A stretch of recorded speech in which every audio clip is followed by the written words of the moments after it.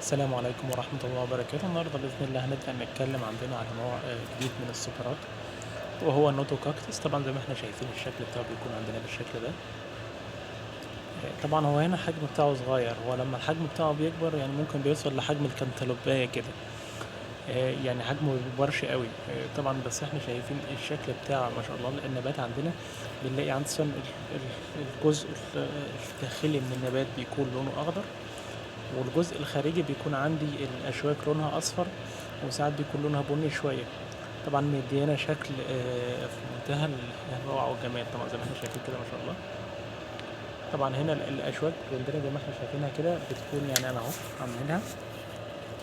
يعني هي طبعا أنا بس يعني هي في أجزاء منها بتكون الجديدة دي بتكون خفيفة شوية. طبعا الأجزاء اللي تحت بتكون يعني صلبة شوية، ما تقدرش ان انت تمسكها قوي يعني، بس هي مش بالقوه الكبيره قوي. تمام.